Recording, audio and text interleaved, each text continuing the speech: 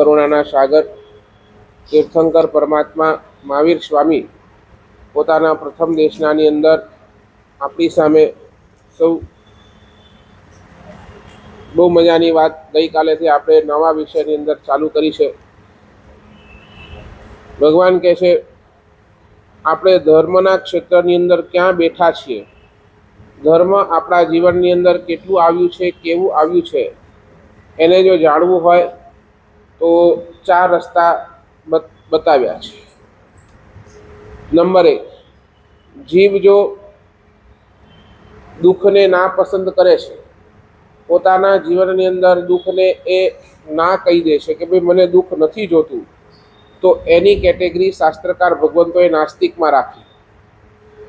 એ જીવ કેવો છે? તો નાસ્તિક છે, જેને દુઃખ નથી ગમતું, જે 24 કલાક એક જ મનનો ભાવ છે કે જલ્દીમાં જલ્દી દુઃખ દૂર થાય, દૂર થાય, દુઃખ દૂર થાય. તો એના માટે શાસ્ત્રકાર ભગવંતો એને નાસ્તિક કહ્યો. જેને દુઃખની સાથે દુષ્કાર્ય પણ નથી ગમતું, કે નહીં દુષ્કાર્ય તો કરવું જ નથી, કારણ દુષ્કાર્ય કરીશ તો દુઃખ આવશે, અને દુષ્કાર્યથી એ પાપ કરતો બચે, પાપથી અટકે, પાપને ના પાડી દે, એ પાપ કરીશ તો જ મને દુઃખ આવે છે, આવી જેની માનસિકતા છે, દુઃખ સાથે જેને દુષ્કાર્ય પણ નથી ગમતું, એવા જીવોને શાસ્ત્રકાર ભગવંતોએ આસ્તિક કીધું. આસ્તિક એટલે ક્યાંય ધર્મની પ્રત્યે ક્યાંક નાનકડી આસ્થા એના મનની અંદર છે, એટલે દુષ્કાર્ય પણ એને ગમતા નથી. નંબર 3, જેને દુઃખ નથી ગમતા, દુષ્કાર્ય નથી ગમતા અને દોષ પણ નથી ગમતા, એવા જીવને શાસ્ત્રકાર ભગવંતોએ ધાર્મિક કહ્યા. શું કહ્યા? ધાર્મિક. અને જેને દુઃખે નથી ગમતા, દુષ્કાર્ય નથી ગમતા, દોષ પણ નથી ગમતા અને છેલ્લે દુર્બુદ્ધિ પણ નથી ગમતી, એની ભૂમિકા શાસ્ત્રકાર ભગવંતોએ આધ્યાત્મિકની અંદર કહી. એટલે 4 ભૂમિકા, એક છે નાસ્તિક, એક છે આસ્તિક, એક છે ધાર્મિક અને એક છે આધ્યાત્મિક. શાસ્ત્રકાર ભગવંત આપણે પૂછે છે કે ભાઈ આપણને જો ભગવાન પાસે માંગવું હોય તો આપણે શું માંગશું? નાસ્તિકતા, આસ્તિકતા, ધાર્મિકતા કે આધ્યાત્મિકતા? આપણી માનસિકતા છે.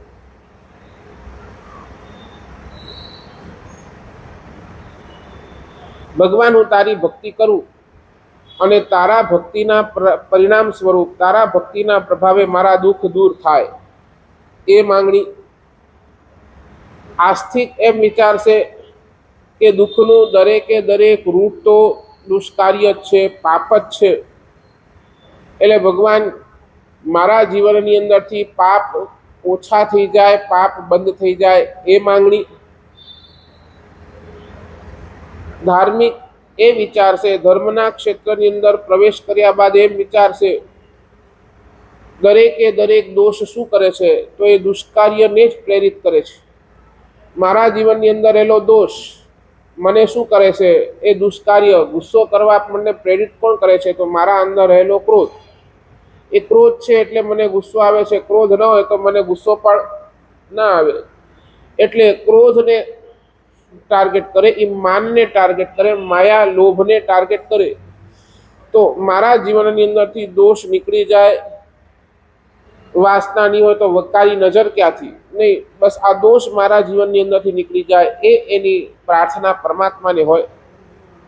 અને અધ્યાત્મ ક્ષેત્રની અંદર આધ્યાત્મિક માણસ શું કહેશે કે ચાહે દુઃખ હોય, ચાહે દુષ્કાર્ય હોય કે ચાહે દોષ હોય, એ બધાયનું મૂળ તો એક જ છે, દુર્બુદ્ધિ. આ જો દુર્બુદ્ધિ મારા જીવનમાંથી નીકળી જાય, મારી દુર્બુદ્ધિ એ જો સદબુદ્ધિ થઈ જાય, એનાથી વિશેષ તો મને શું જોશે? તો આધ્યાત્મિક એ જ વિચારશે કે મારી બુદ્ધિને હું જલ્દીથી જલ્દી દુર્બુદ્ધિથી કેવી બનાવી દઉં? સદબુદ્ધિ. ભગવાન પાસે પણ પ્રાર્થના એવી કે મારી દુર્બુદ્ધિને તું સદબુદ્ધિ બનાવી દે. દુર્બુદ્ધિથી મોટું પાપ એનાથી મોટું પાપ આ જગતની અંદર નથી. ભગવાન આ ચારો દૂર કરવાની તાકાત રાખી બેઠા છે. ભગવાન તમે કહો કે સાહેબ ભગવાનને કહો કે મારા દુઃખ દૂર કર, ભગવાન એની પણ તાકાત રાખે છે. તમે કહો કે મારા પાપ બંધ કર, તો એની પણ તાકાત ભગવાન રાખે છે. તમે કહો કે મારા જીવનની અંદરથી આ દોષો નીકળી જાય, તો એની પણ તાકાત ભગવાન રાખે છે. અને તમે કહો કે મારી જીવનની અંદર દુર્બુદ્ધિ દૂર થઈ જાય, એની પણ તાકાત ભગવાન રાખે છે. ચારોયની તાકાત ભગવાન પાસે છે. આપણને શું નાપસંદ છે બોલો? શું ના ગમે આપણને? દુઃખ, દુષ્કાર્ય, દોષ કે દુર્બુદ્ધિ?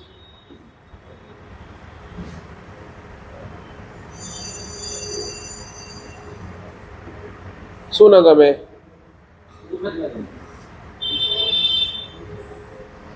આજ એટલે આપણી સ્થિતિ એકદમ લેવલની, એકદમ ડાઉન લેવલની થઈ ગઈ છે. આપણે નાસ્તિકની કેટેગરીની અંદર આવી ગઈ છે. નાસ્તિકની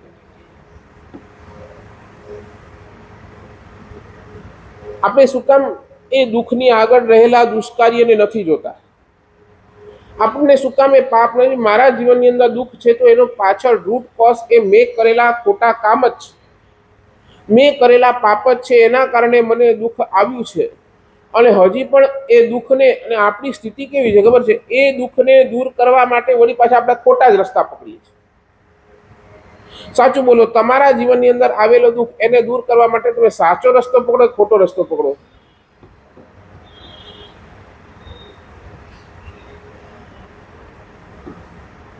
શું પકડો? શું સાચો રસ્તો? પૈસાની તંગી છે, તમે ગમે ત્યાંથી પૈસા આવવા જોઈએ, ગમે ત્યાંથી પૈસા જોઈએ, એના માટે તમે અનીતિ પણ કરી લો, ખોટું બોલી લો. બોલો કે ન બોલો? બસ આ શું છે? ખોટા રસ્તે આવેલો પૈસા. દુઃખ દૂર થયું, પૈસો તમને મળી ગયો, પણ આવ્યો કયા રસ્તે?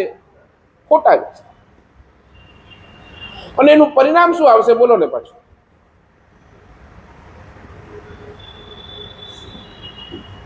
પરિણામ શું રહેશે બોલો? નહીં બોલો, પરિણામ શું રહેશે? પાછું દુઃખ ઊભું જ છે ને. દુઃખ તો ઊભું જ છે. દુઃખને દૂર કરવા માટે તમે પાપ કર્યો, અને એ કદાચ પાપ તમારો સફળ પણ થઈ ગયો. પાછળ પુણ્યની બેકિંગ હતી. પુણ્યની બેકિંગ એવી જબરજસ્ત કે એ તમારો પાપ સફળ પણ થઈ ગયો, પણ છેલ્લે તમે વાવ્યું શું પાછું?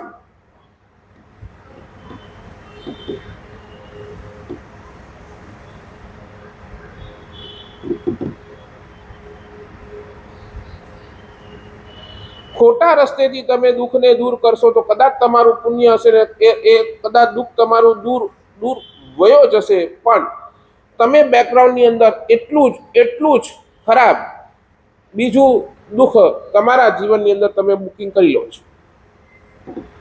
નેક્સ્ટ ભવની અંદર આ દુઃખ તમને આવશે અને આવશે. ત્યારે શું કરશો?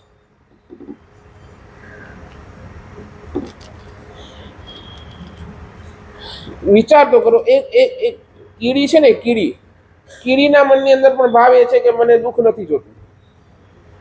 એ ગધેડાના મનની અંદર પણ ભાવ એ છે કે મને દુઃખ નથી જોતું. આપણે ને ગધેડા બંને સરખા?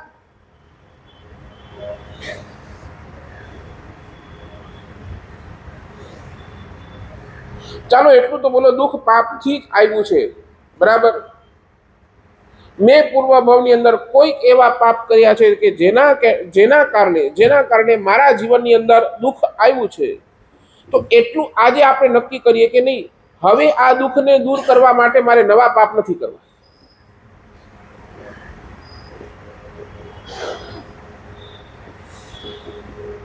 આટલું નક્કી.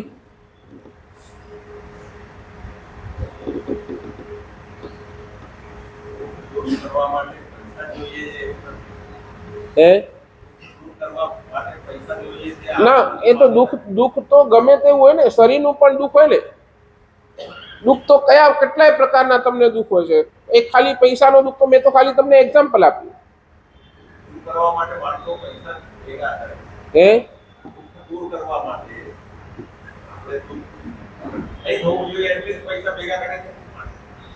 એ તો માનસિકતા છે.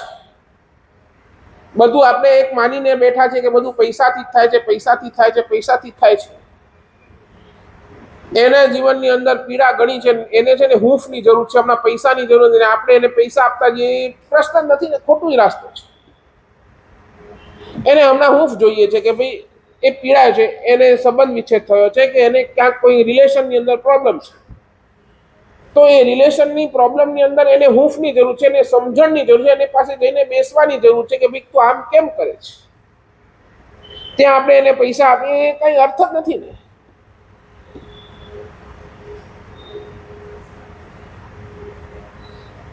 ચાલો અહીંયાથી આપણે શરૂ કરીએ. જે દુઃખને તમે બેર કરી શકો, જે દુઃખને તમે બેર કરી શકો એને દૂર કરવા માટે કોઈ પાપ નહીં કરવું. બેર કરી શકો એટલે સમજો ને, જે દુઃખને તમે સહન કરી શકો એ દુઃખને દૂર કરવા માટે હું નવા પાપ નહીં જ કરું.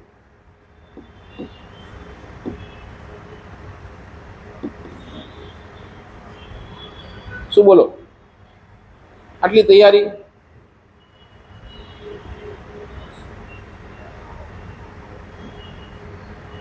એક વ્યક્તિને કોઈએ ગાયની અંદર 500ની નકલી નોટ પકડાવી દીધી. હવે બંડલની અંદર એને જોયું નહીં 500ની નકલી નોટ. હવે આ કીધું આ 500ની ખોટી નોટ આવી તો ગઈ, હવે 500નું નુકસાન એટલે બહુ ભારી પડશે. એટલે શું કર્યું? એ બીજાને પાસે 500 રૂપિયા આ નકલી નોટ લઈને ગયો કે જોયું કે આ છે, અહીંયા આપણે આપી દેશું, ચાલી જશે. બજારની અંદર ગયો, માર્કેટની અંદર, એટલે દુકાનવાળાને પકડાવ્યા.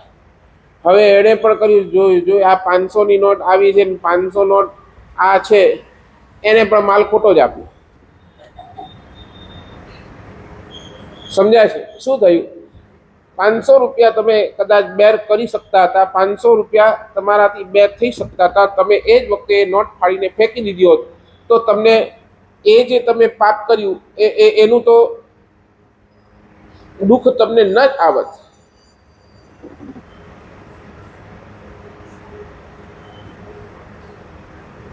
ભગવાન આ વાત કરે છે.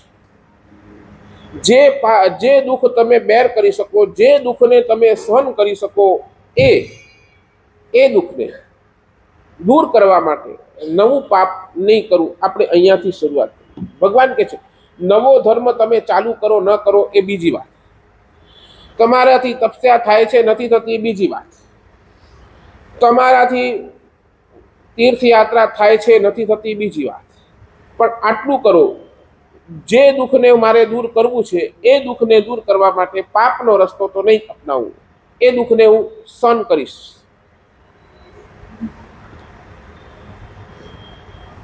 તમારે ત્યાં શબ્દ આવે છે પડી સિદ્ધાણમ કરણે કિચ્ચાણમ અકરણે. એનો અર્થ શું?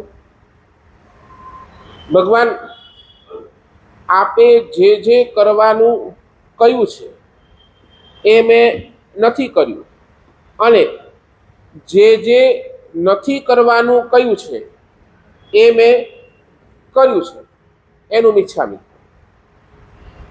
સમજ્યા?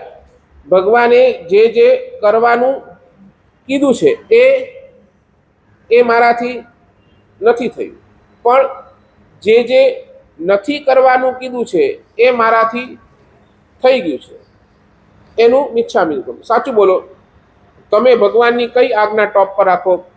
ધર્મ કરો એ કે પાપ છોડો એ?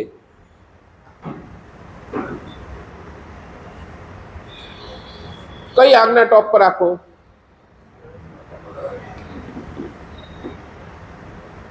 કઈ આજ્ઞા બોલો ને? ધર્મ કરવાની ને પાપ છોડવાની આજ્ઞા તો આપણે સેકન્ડરી. અને ત્યાં આપણે કહી દીધું કે ધર્મ તમે ક્યારે, ધર્મની અંદર શબ્દ લખ્યો યથાશક્તિ. બરાબર ને? ધર્મ કેવો કરવાનો છે? યથાશક્તિ. યથાશક્તિ એ ધર્મ થવાનો.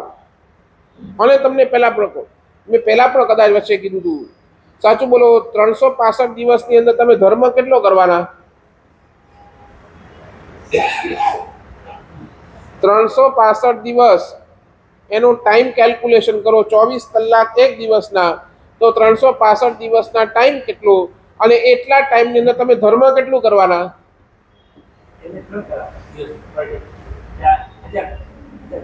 1001 કલાક સમજો પકડો, સાચું બોલો. અને એની સામે તમે પાપ કેટલું કરવાના?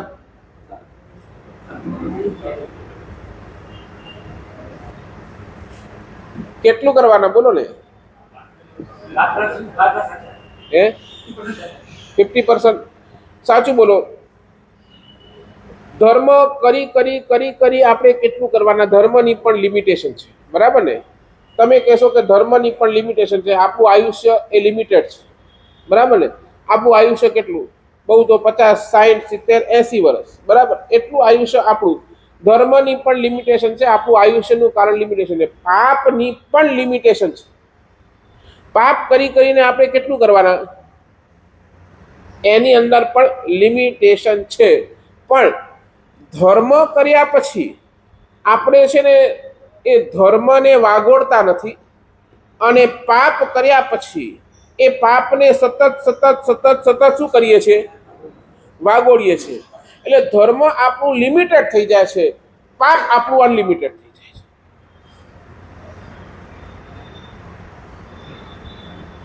અને એ વાગોળવાના કારણે પાપ કર્મનું બંધ એવું જબરજસ્ત બંધાય છે કે એ પાપ કર્મ તમારા નેક્સ્ટ ભાવની અંદર એ દુઃખની બુકિંગ ડબલ કરી દેશે, ડબલ.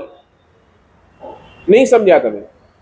હમણાં તમે તમારા કોઈ દુઃખને છુપાવવા, કોઈ દુઃખને દૂર કરવા તમે હમણાં પાપ કર્યું, અને એની અંદર તમને સફળતા મળી. જોયું મેં કેવું સરસ કાર્ય કર્યું? જોયું મારા જેવી બુદ્ધિ કોની પાસે? કોઈની પાસે નહીં. બધાને ડબ્બામાં ઉતારી દીધા. આ બધું બોલીને આપણે શું કર્યું? પાપ એ જે થોડુંક હતું, થોડુંક કરેલું, એને સીધું મલ્ટીપ્લાય કર્યું. હવે દુઃખ કેવું થયું પછી?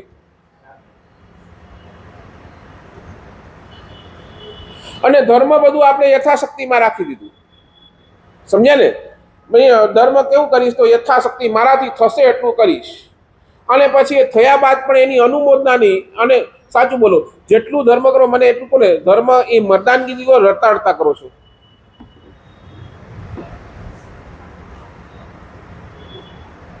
બોલો, ધર્મની અંદર આપણી પાસે ખુમારી કેટલી? એ ધર્મ કર્યાનો આપણને આનંદ કેટલો? કાંઈ જ નહીં. નથી એ ખુમારી, નથી આનંદ, અને એ બસ એ રડતા રડતા ઠીક છે વ્યાખ્યાનમાં જવું પડશે, આ ટાઈમ થઈ ગયો, વ્યાખ્યાન આપવાનું છે, વ્યાખ્યાન બરાબર, વ્યાખ્યાનમાં જઈ આવ્યા, વ્યાખ્યાનમાં બેસી ગયા, સાંભળી લીધું, બસ પતી ગયું.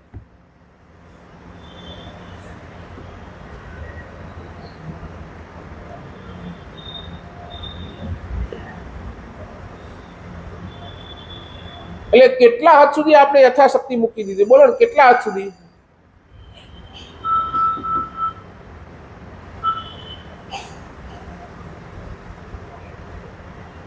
એટલે ભગવાન કહે છે સહન કરવાનો અભ્યાસ, સહન કરવાની પ્રેક્ટિસ તમે જેટલી વધારશો એટલી તમારી સહન શક્તિ વધતી જશે.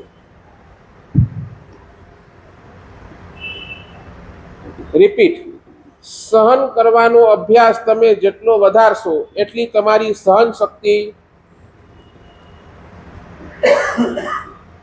એટલે જે દુઃખ તમે સહન કરી શકો છો એને સહનની અંદર નાખો, સહન કરો, તો ધીરે ધીરે એ દુઃખને સહન કરવાની શક્તિ પણ તમારી વધશે.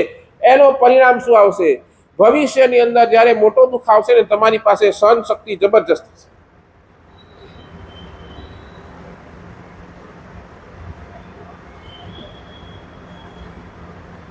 સાચું કરો. કેટલાય જણા પહેલી વાર વર્ષી તપ કરતા હશે, પહેલી વાર. કેટલાય જણા પહેલી વાર કોઈ તપ કરતા હશે. સાચું બોલો, તમે ક્યારે વિચારેલું કે આ તપ મારાથી થશે? વર્ષી તપ કરનારા એ ક્યારે વિચાર 200 ઉપવાસ કેવી રીતે થશે? 200 દિવસ સુધી હું કેમ ભૂખ્યો રહી શકવાનો છું? કેમ?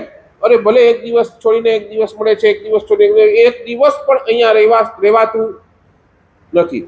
અને છતાંય એક વખત ચાલુ કર્યું, તમે કીધું કે નહીં તમારા અંદરથી કે નહીં આઈ વિલ ટ્રાય, હું મારી બેસ્ટ આપીશ, હું કોશિશ કરીશ, અને તમે ત્યાં ચાલુ કર્યું, અને પછી શું થયું? અંદરના અંદર તાકાત ક્યાંથી આવી? ક્યાંથી આવી બોલો ને?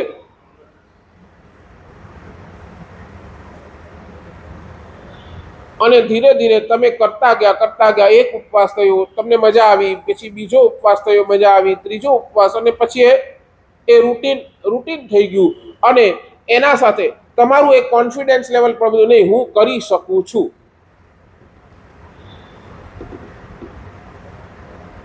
આ માત્ર ખાલી વર્ષિતમ માટે નથી, કોઈ પણ ધર્મની આરાધના તમે શરૂ કરો છો ત્યારે તમને પહેલા લાગે છે આ કેવી રીતે બનશે, કેવી રીતે થશે, કેવી રીતે કરીશ, પણ એકવાર તમે ચાલુ કરો છો તો ધીરે ધીરે એ તમારો આત્મવિશ્વાસ બને છે, અને તમને આત્મવિશ્વાસ એ કરાવીને આપે છે. અને પછી કેવું થાય છે? 200 દિવસ સુધી ભૂખ્યા રહેવાય છે, પણ મર્દાનગી સાથે રહેવાય છે, પછી એ મજબૂરીથી નહીં.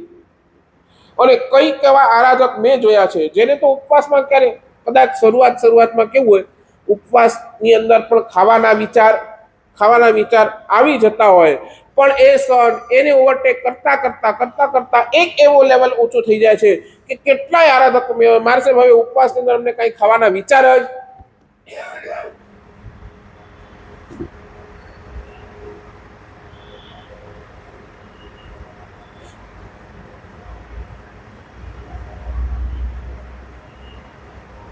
પહેલી વાર ઉપવાસ કરો ને, તમે સમજો પહેલી વાર ઉપવાસ કરો તમે ઘ્રાણેન્દ્ર શક્તિ બહુ જોરદાર થઈ જાય. સમજ્યા નહીં સમજ્યા? તમને બધા ચીજની સુગંધ તરત આવતી જાય, એટલે તમારું મન પણ જેમ તમે પ્રેક્ટિસ કરતા જાઓ શું થાય કે તમે ટેવાય છે. એટલે જ ભગવાન કહે છે સહન કરવાનો અભ્યાસ હમણાંથી રાખશો તો તમારી સહન શક્તિ 100% વધશે. અને સાચું બોલો, આટલું જ દુઃખ સહન કરવાનું છે કે હજી ભવિષ્યની અંદર ઘણા દુઃખ સહન કરવાના છે? આટલું દુઃખ આપણાથી હમણાં સહન નથી થતો, ભવિષ્યના મોટા દુઃખ કેવી રીતે સહન કરશું?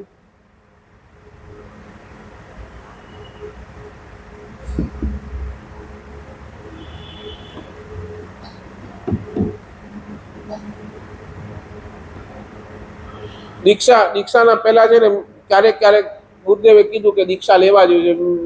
વિચારતો હવે આ દીક્ષા કેવી રીતે અહીંયા રહેવાનું, કેવી રીતે કરવાનું, શું કરવાનું, કોઈ પ્રેક્ટિસ નહીં, હું કરી શકીશ કે નહીં, હું દીક્ષા પાડી શકીશ કે નહીં, હજાર પ્રશ્નો માઇન્ડની અંદર આવતા.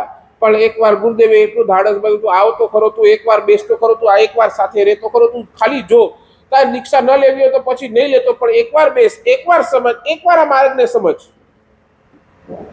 અને એ પહેલા એ દિવસથી જે દિવસે ગુરુકુલ વાસની અંદર ગયા એ પછી જેમ સમજતા ગયા, જેમ આગળ વધતા ગયા, આજે દીક્ષાના 18 વર્ષ થઈ ગયા, ક્યારે ઘર યાદ નથી આવ્યું.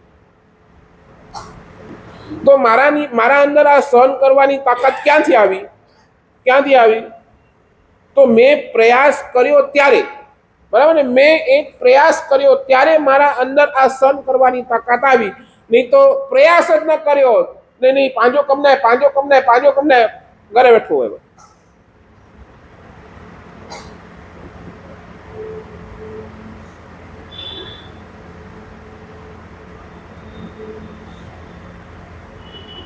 ચાલો આટલું કરો ને, સહન કરવાની એક લિમિટ તો નક્કી કરો. આ થઈ શકે કે નહીં? સહન કરવાની એક લિમિટ આપણે નક્કી કરી શકીએ કે નહીં? કે ભાઈ આટલા સુધી હું સહન કરીશ, આ મારી લિમિટ છે, અહીંયા સુધી હું સહન કરીશ.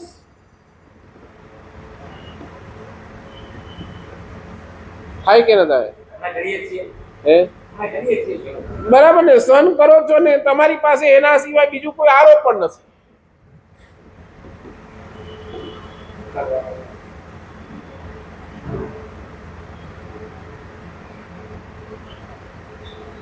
લાગે છે તમને? સમજાય છે હું શું કહું છું? નહીં.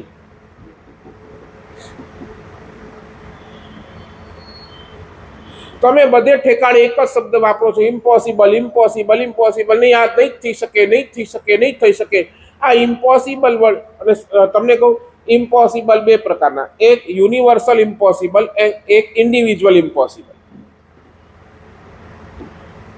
ઘણી ચીજો એવું છે કે યુનિવર્સલ ઇમ્પોસિબલ છે કે શક્ય જ નથી, બરાબર ને? અને ઘણી ચીજો એવી છે કે ઇન્ડિવિજ્યુઅલ એટલે પોતાના માટે ઇમ્પોસિબલ છે. એટલે ભગવાન કહે છે જ્યાં ઇન્ડિવિજ્યુઅલ ઇમ્પોસિબલ છે, જ્યાં તમારી પોતાની ઇમ્પોસિબિલિટી છે, ત્યાં પ્રયાસ ચાલુ રાખો, ઓટોમેટિક તમારી તાકાત વધી જશે.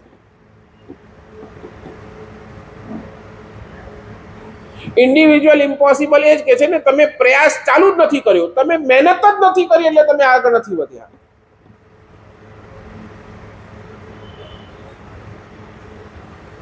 એટલે ઇન્ડિવિજ્યુઅલ ઇમ્પોસિબલ છે ત્યાં પ્રયાસ કરવાનું ચાલુ કરો. નહીં હું સહન કરીશ, સહન કરીશ કરીશ. જ્યાં યુનિવર્સલ ઇમ્પોસિબલ ની વાત છે ત્યાં હાથ જોડી દો પ્લીઝ, આ મારાથી સહન નહીં થાય.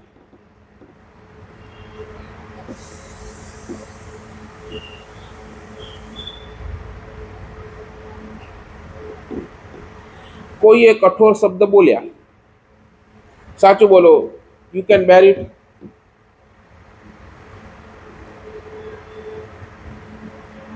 કોઈએ કઠોર શબ્દ બોલ્યા, સાંભળી લો, સહન કરી લો, એને સામે જવાબ ના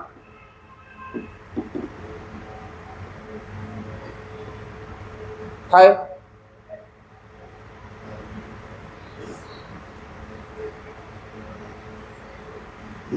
સાંભળવું પડ્યું એ દુઃખ છે, સાંભળવું પડ્યું એ દુઃખ છે, પણ એ દુઃખ માટે તમે સામેવાળાને, તમે તમારી જબાન બગાડો, સામે કટુ શબ્દ બોલો, સામે કઠોર શબ્દ પ્રયોગ કરો, અને એ કટુ અને કઠોર શબ્દના કારણે શું થાય છે, તમે વળી પાછા નવા પાપ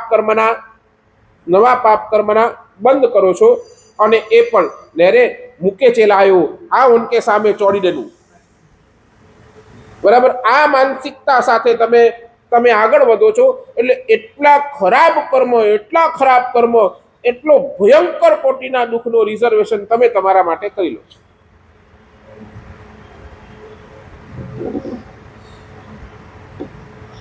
ખાલી બોલો ને, કોઈના કઠોર શબ્દ સાંભળી તમે સહન કરી શકો તો સહન કરી લો.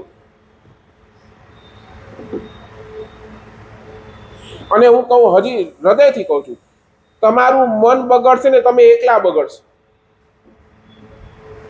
તમારું મન બગડશે, તમે એકલા બગડશો, પણ તમે તમારા વચનને બગાડશો ને તો તમે બીજાને પણ બગાડશો.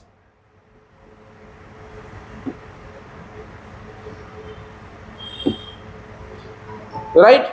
તમે સામેવાળાને કઠોર બોલ્યા એ તમારું તો મન બગડ્યું, પણ સામેવાળાનું પણ તમે શું કર્યું?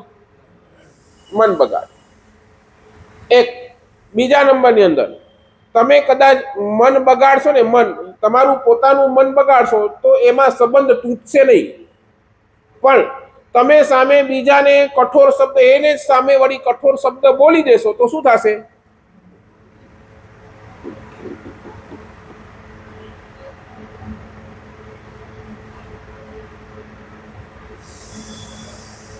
અને મારું મન બગડેલું છે કે સામેવાળાને કેવી રીતે ખબર પડશે?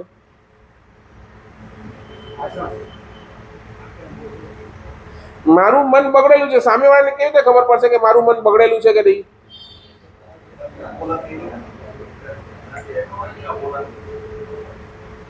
અને નહીં, મારું મન બગડેલું સામેવાળાને ખબર કેમ પડે? એટલે મેં વચન ખરાબ કર્યા એટલે સામેવાળાને ખબર પડી ગઈ કે આના મન બગડેલા છે. રાઈટ? કોઈએ મને કઠોર શબ્દ બોલ્યા, મેં પણ સામે એને કઠોર શબ્દ બોલી દીધા, એટલે ખબર પડી ગઈ કે મારા કઠોર શબ્દથી આનું મન બગડ્યું અને એને મને વળી પાછો.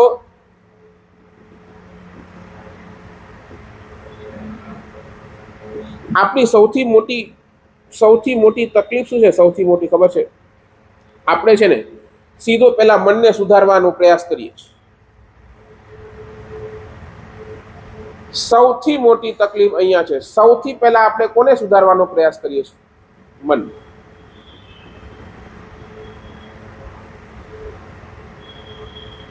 ભગવાન કહે છે ઊંધું કરો, પહેલા કાયાને સુધારો, પછી વચનને સુધારો, મનની પછી જોવાઈ જશે.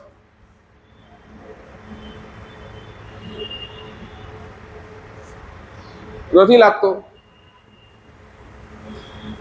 ભગવાન કે પહેલા કાયાને સુધારો, એટલે જ તો પહેલા આચારાંક સૂત્ર મૂક્યો ને. ભગવાન કે પહેલા તમારા કાયાના આચરણને સુધારો, પછી તમારું વચન સુધારો, અને પછી લાસ્ટ પ્રાયોરિટી કોને આપો? મન. અને આપણે ઊંધું કરીએ, કાયાને સુધારવાના ઠેકાણા નહીં, આપણા વચનને સુધારવાના ઠેકાણા નહીં, અને આપણે સીધું કોને સુધારવા ચાલ્યા? શું થાય?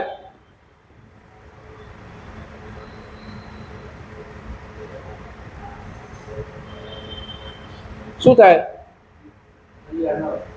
કે કાંઈ જ નહીં, ઉલટાનું સંસારની અંદર વધારે રખડવાનું થાય. 100%.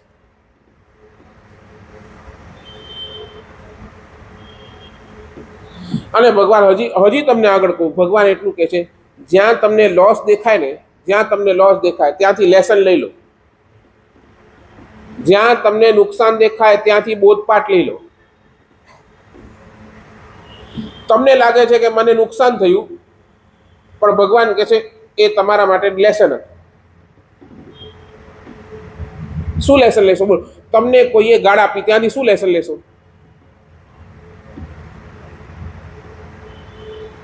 બોલો, શું લેસન લેશો? બરાબર ને? તમારે લેસન લેવું જ પડશે ત્યાંથી. આ મને ગાળ આપી ગયો એનું કારણ એક જ છે કે પૂર્વ ભાવની અંદર મેં ક્યાંક આને ખોટું બોલ્યો હોઈશ, ખરાબ કર્યો હોઈશ, આની સાથે ખરાબ વ્યવહાર કર્યો હોઈશ, એટલે આજે મારી સાથે ખરાબ.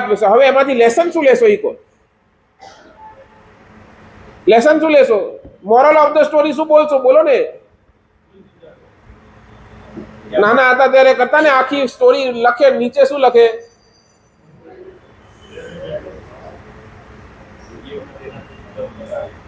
તમે મોરલ શું લખશો? લેસન શું લેશો? બોલો ને. આ તમે બોલો કે નહીં, જો મારે ભવાંતરની અંદર વળી આવા વચન નથી જોતા, તો મારે મારા વચનને બગાડવું નથી. આ લેસન. એ ભલે મને ગાળ આપી ગયો, એ ભલે મને, અને સાચું બોલો, કોને ગાળ આપી? કોને ગાળ આપી? બોલો ને. મને એટલું તો કહો, સાચું બોલો, તમારું પોતાનું નામ તમને કેટલું કામ આવે છે? આખા દિવસમાં તમે તમારું પોતાનું નામ કેટલી વાર લો?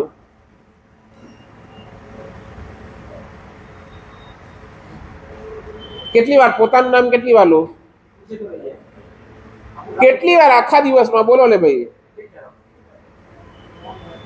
અને તમને પૂછે પણ કોણ તમારું નામ? કોને ફુરસત પડી છે? આપણું નામ આપણને જ કામ નથી આવતું. આપણું નામ કોને કામ આવે? બીજાને જ. નામ આપ્યું બીજાએ, આપણે આપ્યું પોતે? નામ બીજાએ આપ્યું. કામ કોને આવે છે? એ નામ બીજાને. અને એ નામ સાથે જવાના કે નામ મૂકીને જ જવાના? મૂકીને જ જવાના. બરાબર. હવે બોલો, સામે વાળો ગાળ આપે છે તો કોને આપે છે? નામને આપે છે કે તમને, તમારી આત્માને આપે છે? બોલો બોલો, નહીં તમે ક્લિયર કરો, કોને આપે છે ગાળ? અને દુખી કોણ થાય છે બિચારો? કેમ? મને તો આજ હજી સુધી ખબર નથી પડતી. નામ આપ્યું બીજાએ, એ કામ આવે છે બીજાને, અને અહીંયાથી જશું તો આ બધું અહીંયા જ છોડી, આ નામ પણ અહીંયા છોડીને જવાનું, અને ગયા પછી પણ આપણું નામ કોણ લેશે એ ખબર નહીં.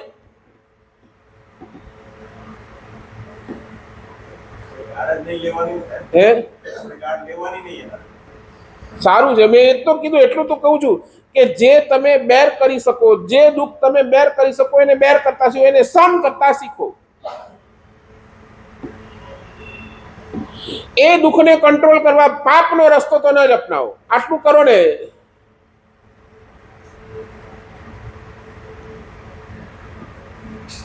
અને તમને લાગે છે કઈ લોસ થઈ તો લોસ ને ન જુઓ. મને અહીંયાથી શું બોધપાઠ મળ્યો એ કહો.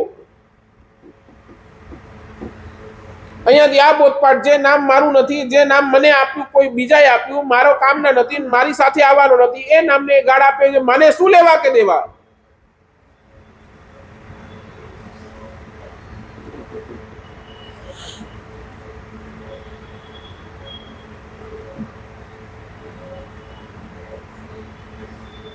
ચાલો આજે આ નિયમ આપ્યું છે મારે.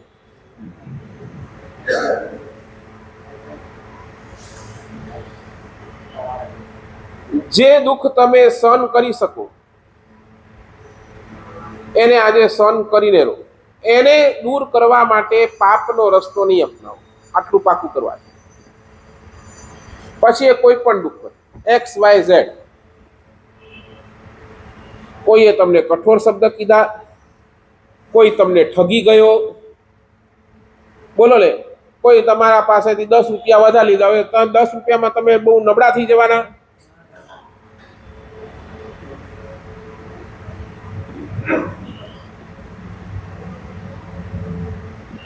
મિત્ર એને જવું હતું એક ઠેકાણે અને એને ટેક્સી કરી, ટેક્સીની અંદર બેઠો.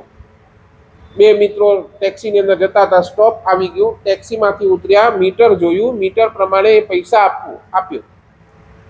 ટેક્સી ડ્રાઈવરે હાથ જોડીને કીધું કે मला 100 रुपये जास्त पैसे कशाला? मला મારા દીકરાની મુલાसाठी દવાઈ ઘ्यायची आहे. અને ફટ કરીને ઓલા મિત્રે 100 રૂપિયા કાઢીને એને આપી દીધા. બાજુમાં મિત્ર ઊભો તો કે અરે આ શું કરે છે? 100 રૂપિયા આપી દીધા, કંઈક જોર તો ખરું, સાચું બોલે છે ખોટું બોલે છે શું? અને પાછું આ તો મુંબઈ છે, અહીંયા તો આવા માંગવા વાળા તારી પાસે ઘણા આવશે, ગળાને તું આપતો જઈશ કંગાલ થઈ જઈશ. અને એનો એ મિત્રનો જવાબ એટલો સરસ હતો કે દોસ્ત દેખ, આને મારી પાસેથી 100 રૂપિયા માંગ્યા ત્યારે આની આંખમાં આંસુ હતા. કદાચ ભલે એ ખોટો બોલતો હશે, ભલે એના આંસુ મગરમચ્છના આંસુ હશે, ખોટા આંસુ હશે, પણ 100 રૂપિયાથી મારી આખી જે ઇકોનોમી છે, મારી જે કમાઈ છે, 100 રૂપિયાથી એની અંદર મને કંઈ વધારે ફરક પડતો નથી. તો 100 રૂપિયા માટે હું એ માણસના આંસુને, એ માણસના એક આંખની અંદર રહેલા આંસુને ખોટો કહું, એ મારા જેવો પછી બીજો નપટ પણ હોય. આજે કદાચ એના આંસુને મેં ખોટું કહ્યા હશે, એના આંસુને નકાર્યા હશે, તો મારી અંદરની કરુણા પણ મરી જ જશે.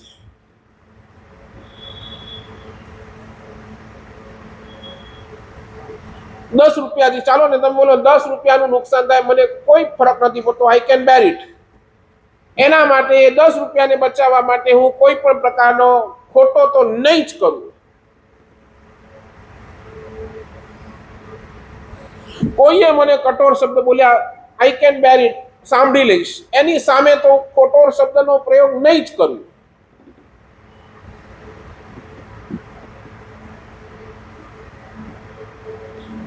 આજે આપી દઉં નિયમ. જે દુઃખને હું બેર કરી શકું છું, જે દુઃખને હું બેર કરી શકું છું, એ દુઃખને દૂર કરવા માટે, એ દુઃખને કંટ્રોલ કરવા માટે પાપ નહીં કરવું. આપી દઉં બેનો, આપી દઉં.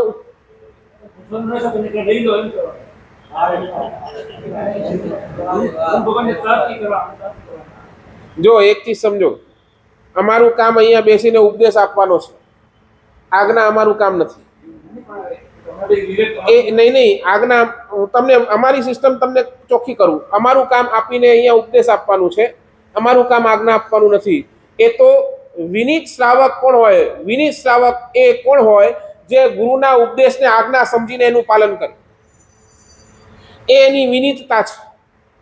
બાકી અમારું કામ તો ઉપદેશ આપવાનું છે. બરાબર પુલિનભાઈ? મારું કામ અહીંયાથી ઉપદેશ આપવાનું, આજ્ઞા આપવાનું નથી.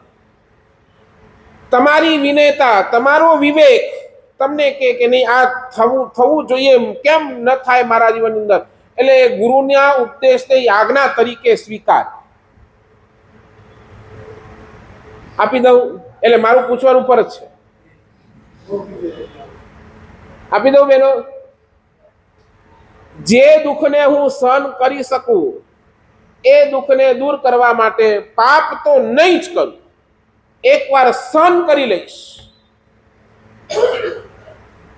શાકભાજી લેવા જાવ ને કોઈએ 2-4 શાક ઓછું આપ્યું, એમાંથી તમને કઈ ફરક પડતો નથી, સહન કરી લો. એને સામે બોલો નહીં, એને સામે ઉતારો નહીં. આપી દઉં, હાથ જોડો. વહુઓ આજ કદાચ સાસુમાં કડવા વેડ કે ને તો સાંભળી લેજો.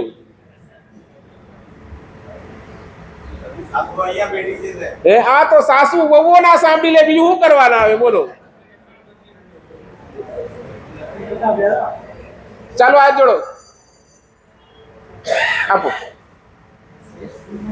ધારા પ્રમાણે અતિગ્રહ પચક થાય અનંતરા ભોગીનામ સંસાર વિનામ મહંત્ર હરિનામ સર્વસમય દોષિત.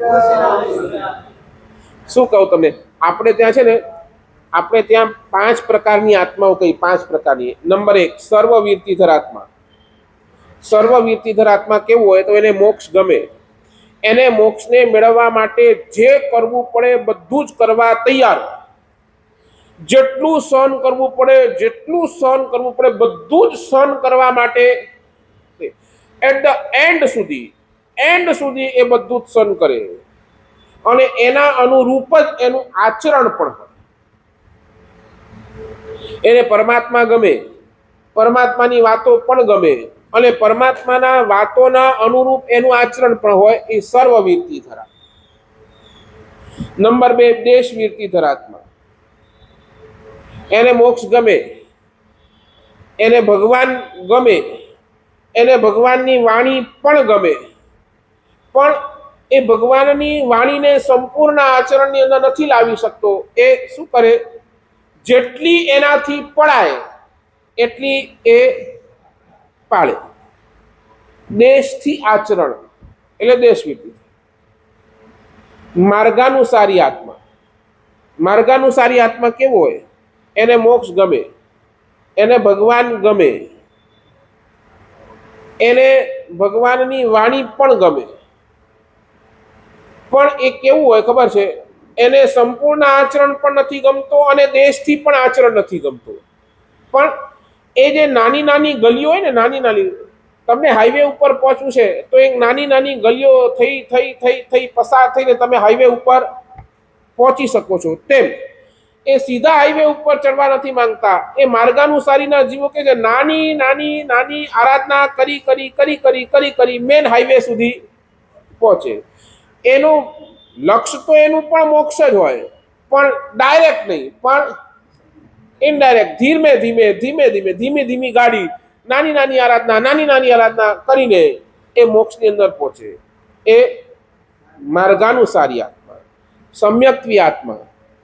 મોક્ષ ગમે, ભગવાન પણ ગમે, ભગવાનની વાતો પણ ગમે, પણ આ કેવો હોય આત્મા, પોતાનો સંસાર સાચવીને પછી જે સમય મળે એની અંદર આરાધના કરે.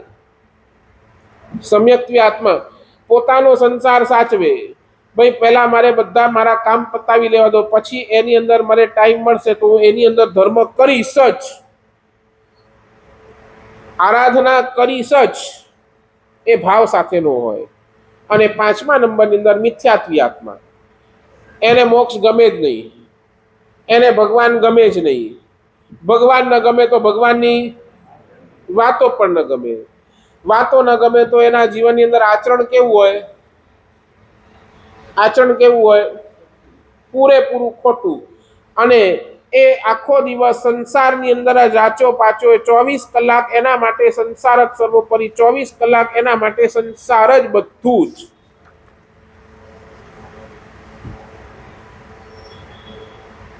આપણું નંબર છે માં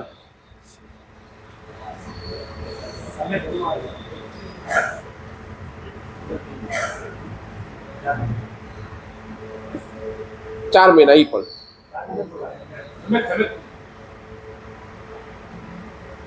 સર્વવીરતીધરની અંદરથી તમને કાઢી નાખીએ. ચાલો, તમે મિથ્યાત્વી નથી એટલે તમે અહીંયા બેઠા છો, બરાબર ને?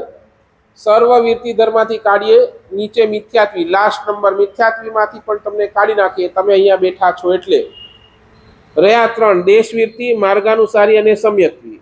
આ ત્રણમાં આપણો નંબર ક્યાં?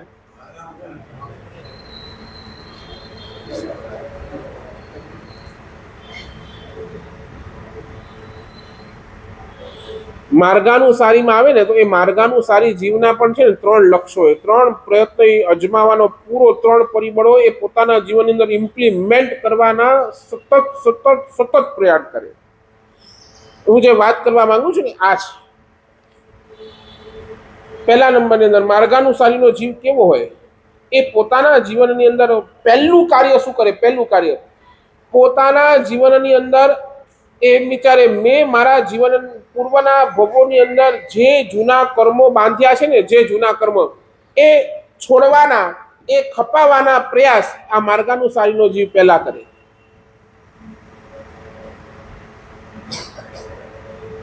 શું કરે? પહેલો પ્રયાસ એનો કે જે જૂના કર્મ હું બાંધીને આવ્યો છું એ ખપાવવાનો પ્રયાસ, એ છોડાવવાનો પ્રયાસ પહેલો.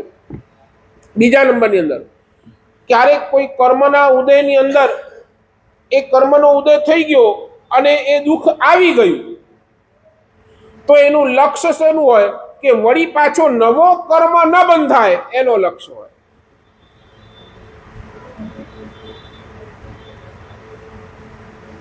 અને સામાન્ય, ત્રીજા નંબરની અંદર સામાન્ય સંયોગોની અંદર પણ ખોટા કર્મો તો એ ન જ બાંધે.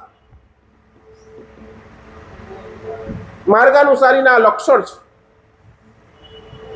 બરાબર ને? આપણે ત્યાં 35 ગુણ લખ્યા માર્ગાનુસારીના, બરાબર ને? આપણે પરમાત્મા પાસે જય વિરાયની અંદર દરરોજ માંગણી કરીએ. શું માંગણી કરીએ છીએ? મગ્ગાનુસારિયા,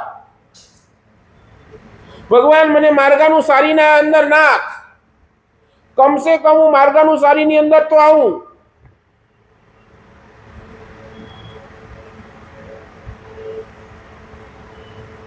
અને એટલા જ માટે આ શાસ્ત્રકાર બોલવા, જ્યાં દુઃખનો ઉદય થાય, મારા કર્મના ઉદયથી દુઃખ આવે, એ દુઃખને હું સહન કરવા માટે કટિબદ્ધ છું. એ દુઃખને દૂર કરવા માટે નવા કર્મ વળી પાછો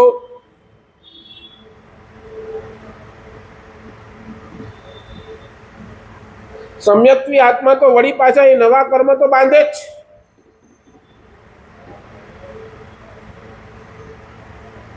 સાચું બોલો ને? પરમાત્મા મહાવીર જેવા મહાવીરે શું કર્યું? 16મા ભવની અંદર શું કીધું તું સૈયાપાલકને? મ્યુઝિક બંધ કરી દે, સુઈ જાવ એટલે, બરાબર ને? ઉઠ્યો, હવે એમ ઉઠ્યો, અચાનક આંખ ખુલી છે, ઉઠ્યો ને હજી ઓલો મ્યુઝિક તો. સાચું બોલો, એ વખતે એવું નહોતું ભગવાને સહન ન કરી શકત? સહન કરી શકત કે નહીં આટલું? યસ ઓર નો બોલો? બરાબર, સહન ન કર્યું પરમાત્મા. શું કર્યું? શું કર્યું? બરાબર ને? ઈગો હટ થયો અને તરત જ ઓર્ડર કર્યો. તો રાજા છે, ઓર્ડર કર્યો સૈયાપાલકના કાનની અંદર ધકધકતું શીશુના.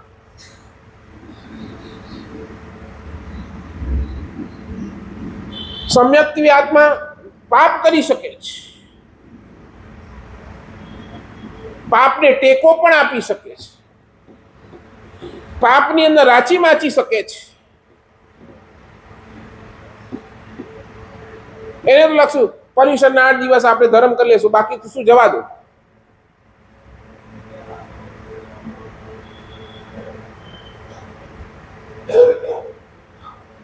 સદૈયા, કદૈયા અને બદૈયા આવે છે ને? સદૈયા એટલે દરે હંમેશ આરાધના કરનાર. પછી એટલે હા, બરાબર ને? ભાદરવો મહિનો આવે એમાં જ. કદૈયા એટલે ક્યારેક ક્યારેક વળી ચંદ્ર 14 કાંઈક તમને દેખાઈ જાય.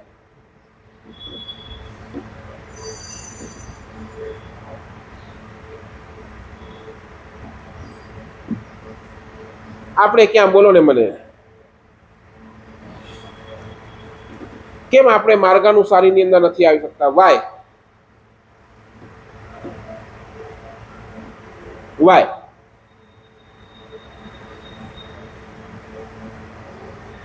નાના નાના સંયોગોની અંદર, એટલે સાચું કહું, ભગવાને પોતાના જીવનની અંદર જે કર્મ કર્યા ભોગવવાનું આવ્યું.